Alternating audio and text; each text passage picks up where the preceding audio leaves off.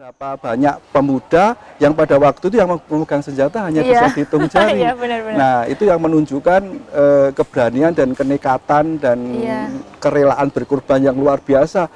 Karena kan mereka kan, dan senjatanya kan tidak hanya senjata dor, dikekang dor. Mereka sudah punya senjata mesin, ada karabel, ada mitraliur, dan itu jenis-jenis senjata. Sedangkan di sini masih benar-benar barbar ya, pakai golok, pakai bambu runcing, keris, punyanya apalah dibawa ya, wajan-wajan. Keris itu yang banyak itu. Oh iya, keris paling banyak ya. Kayak dalang-dalang itu. Ibu-ibu juga ikut nggak itu Pak kira-kira? Ya, wanita beberapa ikut dan banyak aktif terlibat. Seperti contohnya misalnya di Tiokan Kante. Itu salah satu yang menurunkan bendera itu seorang wanita. Namanya Aisyah gitu. Ya, waktu itu belum ada nama Elisa ya. Namanya masih Aisyah gitu. Elisa itu kan nama sekarang. Dan aneh ya, Elisa nama dalang gitu. Nama sinden gitu ya. Ya tapi itu nilai jual ya. Ya itu perempuan, termasuk juga pada waktu ada laskar-laskar wanita, laswi, laskar wanita dan lain-lain yang pada waktu itu kan terbentuk karena memang wanita itu tidak hanya laki-laki, perempuan juga punya peranan. Ya hanya memang secara jumlah lebih banyak laki-laki. Gitu. Keren. Kalau soal ini nih rutenya, jadi tadi di Kota Baru ya. Tadi kan ada macam-macam ya, ada Juminahan, ada mana lagi ya? Patok kayak gitu. Jadi aku pengen bayangin nih, maksudnya gimana sih titik berkumpulnya mereka nih sampai kan harus sembunyi-sembunyi nih dengan lingkup yang sangat sempit ini ya. Terus akhirnya mereka melakukan penyerangan. Ada nggak siasat-siasatnya itu? Ada. Jadi begini, sebelum menyerang ke itu, terlebih dahulu itu mereka kan di Malioboro awalnya. Nah, jadi pada waktu itu ada berita kalau di atas kantor pos yang kita kenal kantor pos sekarang, itu di sana ada sekitar 28-an senjata. Nah, itu diambil dulu. Ya digunakan untuk menyerang. Jadi salah satunya siasatnya itu mereka meminta tolong tukang kunci untuk menjungkel. Jadi ya bukan maling ya. Tapi maksudnya maling juga, tapi untuk kebaikan mengambil senjata yang di Kota Baru tadi, di kantor pos tadi. Nah, baru kemudian pemuda Patok itu mematikan aliran listrik yang mengalir ke Kota Baru. Yang dimatikan yang mana? Itu yang kita tahu kan kalau mau ke Malioboro itu kan ada gardu. Yang ada gardu. Jalan Mataram lurus itu ya? Ya, Jalan Mataram itu. Nah, itu kan salah satu gardu yang mengaliri ke Kota Baru itu kan di situ. Nah, itu yang diputus oleh para pemuda itu, diputus listriknya. Nah, berarti aliran listrik terputus. Air mati dan lain-lain. Dan itu pada waktu proses perundingan, masih sekitar jam 12, masih malam ya, masih belum jam 3 ya, belum jam 3 jam 4. Itu listrik sudah dimatiin. Baru nanti puncaknya di sekitar itu kemudian dimatiin lagi aliran yang ada di Kido Butai Kota Baru itu dimatiin. Jadi itu salah satu strategi bagaimana, dan kemudian mereka tandanya kalau serangan umum 1 Maret itu kan sirene. Gitu jam 6 pagi. Lah ini tandanya itu granat. Jadi luar biasa tuh, pemuda zaman dulu granat aja dilempar-lempar hanya untuk tanda. Akhirnya mereka menyerang. Mengepung dan lain-lain, dan akibatnya ya Jepang kalah. Kalau tokoh yang utama waktu perundingan ini siapa nih? Yang saya tahu ada beberapa, tapi yang pertama itu namanya Muhammad Saleh. Muhammad Saleh itu ketua KNID, dia orang Madura, tapi sudah lama menetap di Bantul, yang kemudian dia menjadi ketua KNID, Komite Nasional Indonesia Daerah. Kemudian yang kedua dari unsur Badan Keamanan Rakyat itu ada RP Suroso, RP Sudarsono. Dua ini ada yang kemudian berunding menemui Mayor Osaka. Jadi Mayor Osaka itu diminta, karena ini proses pengambil alihan kekuasaan sebagai amanat revolusi tadi, amanat proklamasi tadi, maka Mayor Osaka diminta untuk menyerah. Oke. Tidak menyerahkan senjatanya karena ini proses. Karena Kido Butte itu paling terakhir. Oh iya. Jadi sebelum Kido Butte itu yang direbut itu Harian Sinar Matahari, itu yang sekarang jadi KR. Oh iya, jadi KR. Ya. Itu kemudian ada radio Nopo Kyuda atau apa saya agak lupa. Itu yang kemudian jadi RRI. Oke. Ya, jadi itu yang baru direbut dan yang terakhir ini Kido Butte itu memang itu puncaknya. Paling besar juga. Paling besar karena itu Yang tangsi yang memang menyimpan senjata. Jadi kalau misalnya mau seharian penuh bisa juga karena senjata mereka kan nggak habis-habis karena itu gudangnya senjata. Tapi kan karena mereka juga banyak korban, ada 27 orang meninggal yang akhirnya mereka menyerah. Dan rundingannya itu 2 kali, Mbak. Jadi awalnya tanggal 6 ya. Terus kemudian pas pagi serangan. Jadi pagi itu Muhammad Saleh sama Sudarsono tadi itu mereka masuk lewat gorong-gorong untuk masuk karena kan kondisinya perang. Yeah. Tetapi agar tidak terjadi perang lebih hebat lagi, mereka itu masuk lewat gorong-gorong, masuk lewat belakang, kemudian menemui Mayor Osaka. Tapi pada waktu pertemuan kedua ini Mayor Osaka tetap bersikukuh, syaratnya dia minta 2. Apa tuh? Yang satu harus mendapat persetujuan dari Jenderal Nakamura yang ada di Magelang. Yang satu lagi proses penyerahannya harus di hadapan Sultan Hamengkubuwono Hamengkubuwono. Ko itu raja. Oke. Ko. Jadi kalau bahasa Jepang itu ko itu raja. Hamengkubuwono 9 ko istilahnya. Harus di depan itu. Tetapi itu kan nggak diterima kan, itu repot kan, harus ke Magelang dan lain-lain karena posisinya perang. Akhirnya keluar jalan buntu. Terus kemudian tadi masuk berapa orang yang kemudian ketembak tadi, 21 orang jadi korban, yang kemudian akhirnya juga membuat pemuda menjadi membabi buta dan akhirnya Jepang menyerah pukul 10 pagi. Cepat ya berarti, maksudnya nggak habis sehari 2 hari sekian? Enggak, hanya dari jam, mungkin mulai jam 4 lah, 4 pagi sampai jam 10 pagi. Wah, keren.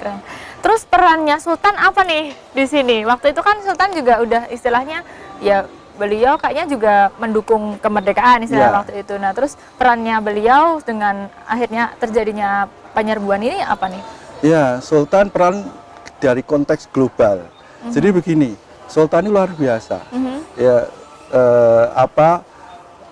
banyak peneliti-peneliti mengatakan bahwa salah satu keberhasilan Republik ini mempertahankan kemerdekaan itu karena sikap Sultan.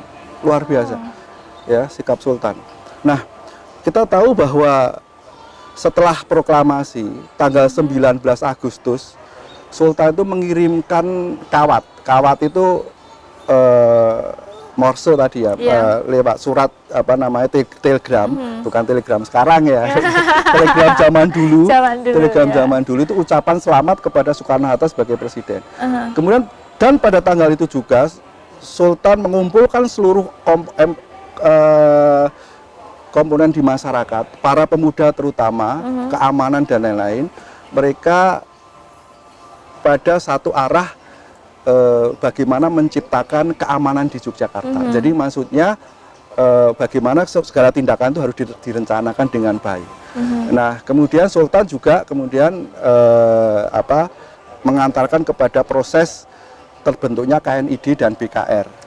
Nah, yang menarik dari Sultan ke-9 ini adalah bagaimana kemudian pada tanggal 5 September itu kemudian dengan resmi Jogja menyatakan berada di bawah Republik.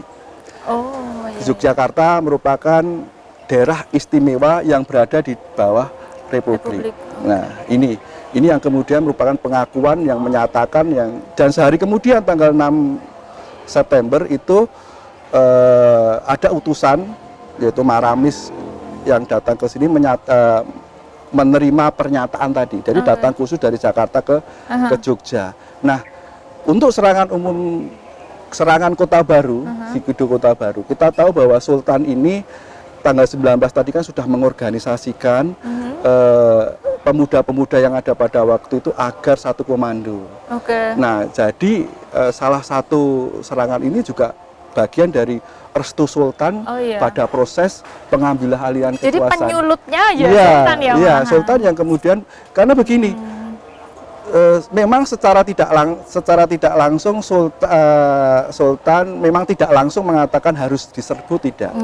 Tetapi salah satu alasan penyerbuan itu adalah pernyataan Sultan tentang Yogyakarta berdiri di bawah Republik. Karena Yogyakarta berdiri di belakang Republik, di bawah Republik, maka proses proklamasi tadi harus dilakukan. Ada proses pengambil alihan kekuasaan. Jadi segala sesuatu yang sebelumnya dikuasai oleh Jepang harus dikuasai oleh diambil alih oleh para pemuda.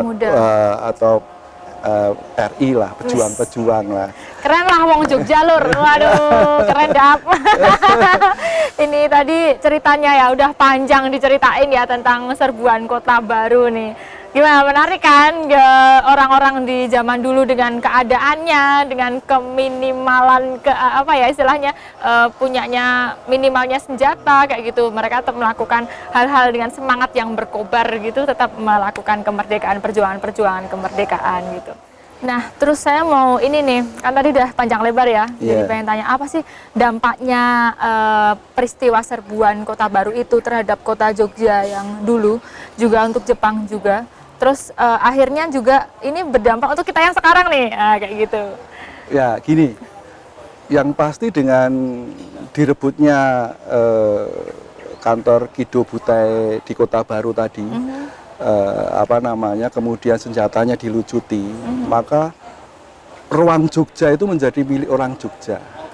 Ya, jadi yang sebelumnya ruang Jogja itu dikuasai oleh orang-orang Jepang, maka kemudian ruang Jogja itu dimiliki oleh orang Jogja. Nah, sementara Jepang itu kemudian pada bulan yang sama sekutu datang, mereka dibawa ke Magelang, kemudian dibawa ke Semarang, dan kemudian dikembalikan ke negaranya. Nah, ruang yang dikuasai oleh pemuda-pemuda Jogja ini menyebabkan Yogyakarta menjadi daerah yang paling aman pada waktu itu. Ya, kita tahu bahwa di tetangga kita di Jogja, di Solo, itu di sana terjadi proses dalam tanda petik perebutan kekuasaan yang tidak selesai.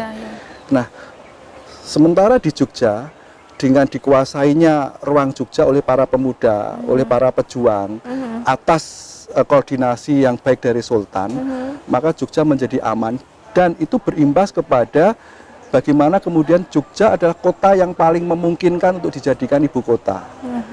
Pada saat Jakarta tidak aman, itu tanggal 22 Desember 45, itu Perdana Menteri, Perdana Menteri Syahrir dan Menteri Pertahanan Amir Syarifuddin itu hendak ditembak. 3 kali sudah dikokang senjatanya oleh sempalan-sempalan kenil. Kenil itu bekas tentara Belanda ya. Itu mau ditembak, itu nggak mempan. Jadi, sakti lor, kenapa sih kita dulu nggak begitu aja, santai aja gitu, biar semua sakit perut gitu. Jangan-jangan itu mungkin punya ilmu. Tapi kalau kita lihat cerita-cerita gerilya Jenderal Sudirman kan begitu. Pada waktu mereka dikejar Belanda saja dengan mengeluarkan keris, diem saja, nggak tahu satu pasukannya Jenderal Sudirman ada di situ. Ya, itu cerita-cerita yang ada di luar itu. Nah, itu nggak meledak. Nah, karena tahu bahwa Jakarta tidak aman, karena pada waktu kemudian Jakarta diduduki oleh oleh sekutu, maka kemudian atas prakarsa Sultan untuk menawarkan Jogja sebagai ibu kota, maka kemudian pada tanggal 3 Januari itu mulai pindah melalui stasiun Manggarai. Itu stasiun Manggarai, gerbong itu pindah ke Jogja sampai di sini 4 Januari. Jadi nggak kayak sekarang naik pesawat 1 jam nyampe, kan harus naik kereta kan. Nah, itu harus sehari semalam kan, keretanya juga tidak secepat sekarang kan. Jadi baru tanggal 4-nya nyampe ke Jogja. Tapi kan nggak pakai isolasi mandiri, Pak. Sorry, Pak. Iya, saya mungkin nanti sampai sini diisolasi ya. Iya, lanjut Pak Yulianto. Nah, sampai di sini maka kemudian sampai di Jogja, Jogja kemudian jadi ibu kota dan Gedung Agung, tadi kantor Tiokan Kante tadi jadi